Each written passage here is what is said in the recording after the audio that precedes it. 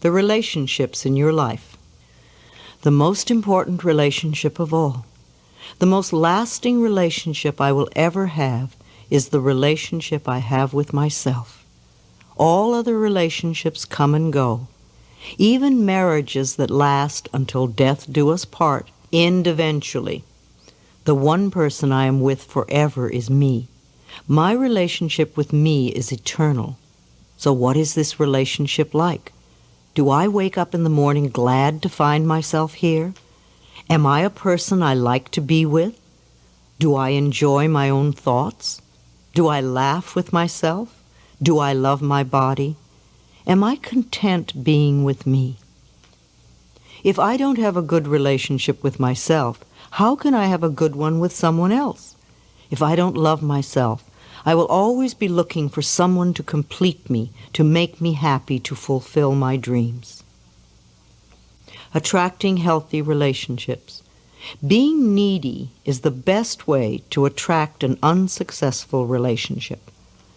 As author Wayne Dyer says, in any relationship in which two people become one, the end result is two half people. You see, if you expect the other person to fix your life or to be your better half, you are setting yourself up for failure. You want to really be happy with who you are before you enter a relationship. You want to be happy enough so that you don't even need a relationship to be happy.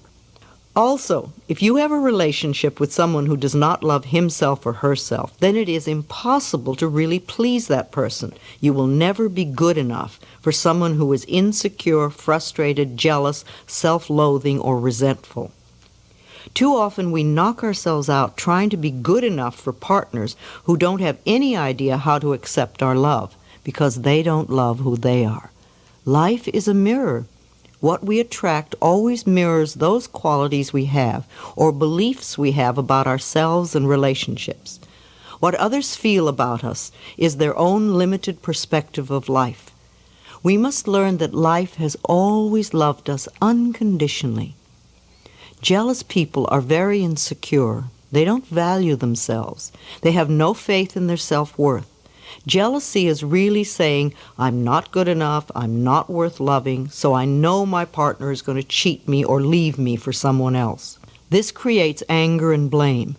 If you stay with a jealous person, then you are saying that you don't deserve a loving relationship.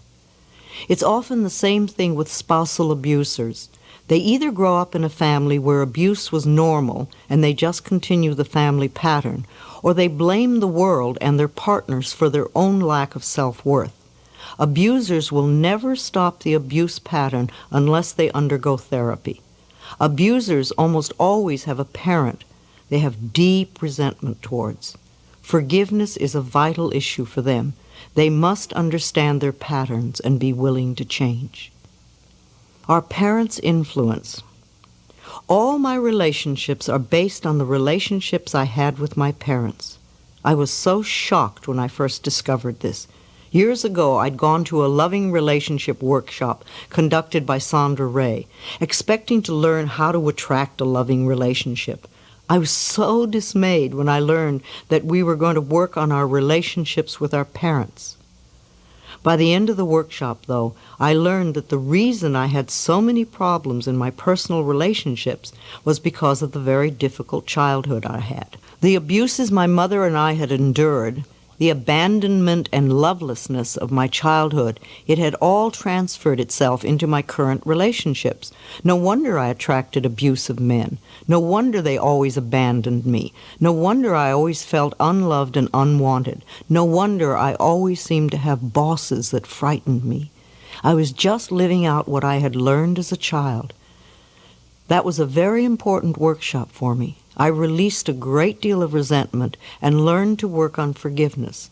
The relationship with myself improved enormously, and never again did I attract an abusive man. So rather than wasting our time saying men are no good or women are no good, let's look into the relationships we had with our parents or that our parents had between each other. For example, what are your current complaints about the men or women in your life? Think about how you would fill in these blanks. He never. He always. She never. She always. Men won't. Women won't. Is this the way your mother or father behaved toward you? Did your mother treat your father this way? Or does this describe the way your father treated your mother? How was love expressed in your home when you were a child? You may have to reach back into your childhood relationship with your father or mother to resolve deep-seated fears surrounding a relationship. Ask yourself, what do I have to give up to be in a relationship? How do I lose me when I'm in a relationship? What messages did I receive as a child that created a belief in me that relationships are painful? Affirm the love for yourself. Perhaps you have a very difficult time setting limits, and people tend to take advantage of you. You may be sending out a message that says, I do not value and respect myself. It's okay to abuse me and take advantage of me. But this does not have to be true for you any longer. Begin today to affirm your love and your respect for yourself. Look into a mirror frequently and tell yourself, I love you. As simple as this sounds, it's a very powerful healing affirmation. As you grow in self-love, your relationships will begin to reflect this love and respect as well. You may wish to consider joining a support group such as Codependence Anonymous or Al-Anon. These are wonderful groups that will assist you in establishing boundaries in your relationships and help you reconnect with the self-love and respect that is within you. Check your local phone directory for a group near you. It pleases me to notice that self-help groups are becoming the new social norm. People getting together with similar problems, working on solutions. If you meet someone at one of these groups, you know that while they may have some problems, they are working to improve the quality of their lives. I believe that we have comfort zones in our relationships with others. These comfort zones form when we are very small. If our parents treated us with love and respect, then we associate this type of treatment with being loved. If, as is the case for many of us, our parents were unable to treat us with love and respect, then we learn to be comfortable with this lack. In an effort to get our needs met, to feel loved and cared for, we associate being treated badly with being loved. This becomes our pattern, and as a pattern is formed in childhood, it becomes the pattern we use unconsciously in all our relationships. This belief pattern that being treated badly equals love knows no gender bias. I believe that this type of dysfunctional pattern is more widely recognized in women because culturally, women are encouraged to express vulnerability and are thus more willing to admit when their lives are not working. This is changing, however, as more and more men become willing to reconnect with their vulnerability. Women Who Love Too Much by Robin Norwood is an excellent relationship book. And I also recommend the audio cassette album, Making Relationships Work by Barbara DeAngelis. An affirmation for all of us is, I open my heart to love and I am safe. All of the important work we do is on ourselves. Wanting your mate to change is a subtle form of manipulation, a desire to have power over him or her. It may even be self-righteousness because it is saying that you are better than he or she is. Allow your partners in life to be as they choose to be. Encourage their self-exploration, self-discovery, self-love, self-acceptance, and self-worth. Finding love. If you are looking for a mate, I suggest that you make a list of all the qualities you would like this person to have. And do go beyond tall, dark, and handsome, or cute, blonde, and pretty. List all the qualities you want. Then review this list and see how many of these qualities you possess. Are you willing to develop the ones you don't have?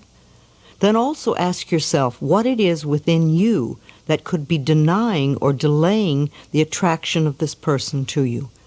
Are you willing to change those beliefs? Is there still a part of you that believes you are unlovable or unworthy of love? Is there a habit or belief you have that pushes love away? Is there a part of you that says, I don't ever want to have a marriage like my parents, therefore I won't fall in love? Perhaps you have feelings of isolation. It is very difficult to feel connected to others when, for the most part, we are disconnected from our own selves. In this case, you need to really focus some quality time on yourself right now. Become your own best friend. Rediscover what makes you happy, what you love to do. Pamper and spoil yourself.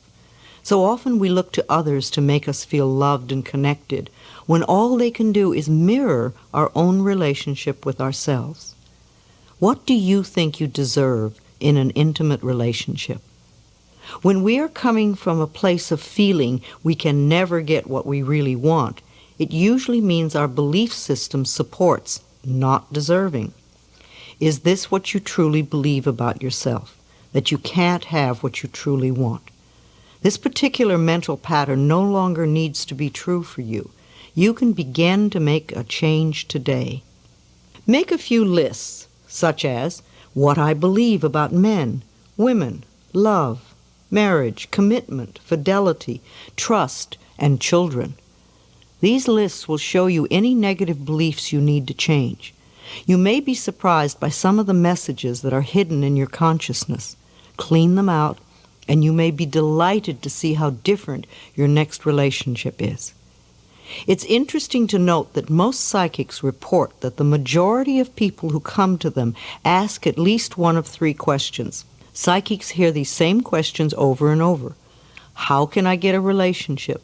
How can I get rid of a relationship? How can I increase my finances? If you are in a relationship that you really want to get out of, use that all-powerful tool, blessing with love. Affirm, I bless you with love and I release you. You are free and I am free. Repeat this often. Then really be clear on what you do want in a relationship. Make a list if you need to. In the meantime, work on loving yourself non-stop. Love and accept the other person completely, just as they are. As you change and grow inside, you will find that one of two things happens automatically. The other person will either align with your desires or they will disappear altogether. If they leave your life, this transition will be smooth. Always begin by loving and appreciating yourself. Everything else will change. Use the affirmation, I now discover how wonderful I am. I choose to love and enjoy myself. It is very important to clean up and resolve old relationships in order to commit to a new one. If you are always talking about or thinking of your last love, you are not yet free and clear to enter the new one. Sometimes we deify our previous love in order to protect ourselves from being vulnerable in the present moment. In her book, A Return to Love, Marianne Williamson shares this wonderful barometer for our choices. She states that in all of our interactions, we are either moving towards love or moving away from love. Ideally, to be fully happy and alive, we want to be making choices in our life that move us towards love. As you work on resolving the blocks that stand between you and your relationship, practice being your own lover. Treat yourself to romance and love. Demonstrate to yourself how special you are. Pamper yourself. Treat yourself to small acts of kindness and appreciation. Buy yourself flowers. Surround yourself with colors, textures, and scents that please you. Life always mirrors back to us the feeling we have inside. As your inner sense of love and romance grows, the right person to share in your increasing sense of intimacy will be attracted to you like a magnet. Most importantly, you will not have to give up any part of your own self-intimacy to be with that person. The end of a relationship. The end of an affair is often a very painful time. We go into the I'm not good enough routine and punish ourselves. We think that because the other person no longer wants to be with us, there must be something wrong with us, and we often fall into deep despair. It is not true that there is something wrong with us, though. All relationships are learning experiences. We come together for a period of time. We share energy and experiences for as long as we can. We learn what we can together. Then there comes the time to part. This is normal and natural. Don't cling to an outworn romantic relationship just to avoid the pain of parting. Don't put up with physical or emotional abuse just to be with someone. You will never have a fulfilling life if you cling to old experiences. When we allow ourselves to be treated with disrespect, we are saying, I am not worth loving, so I have to stay here and accept this behavior. I can't bear to be alone with just myself, and I know that I'll never find another relationship. These negative affirmations pull you down. Instead, listen to the signals. When a relationship ends, life is giving you a chance for a new experience. This can be a time for deep gratitude, of acknowledging the good times you had together, and of appreciating all the learning experiences. Then you can release that relationship with love and get on with the next step in your life. This is a time for loving yourself with tenderness and understanding. This is not the end of your world. It's the beginning of a new phase. With love for yourself, this new time of your life can be far more wonderful than what you are just ending. Affirmations for the relationships in your life. I have come here to learn that there is only love. I am discovering how wonderful I am. I choose to love and enjoy myself. As a magnificent creation of a loving God, I am infinitely loved, and I accept this love now. I am open and receptive to a wonderful, loving relationship. By thinking loving, supportive thoughts, I create a loving, supportive relationship. I open my heart to love. It is safe for me to express love. I get along with everyone. Wherever I am, there is joy and laughter. I relate from my heart. People love me and I love people. I am in harmony with life. I always have the perfect partner in my life. I am safe and secure in my love for myself. I am in a harmonious relationship with life. Life loves me and I am safe. I envelop everyone in my life in a circle of love, no matter if they are male or female. I include my friends, my loved ones, my co-workers, and everyone from my past. I affirm that I have wonderful, harmonious relationships with everyone, where there is mutual respect and caring on both sides. I live with dignity and peace and joy.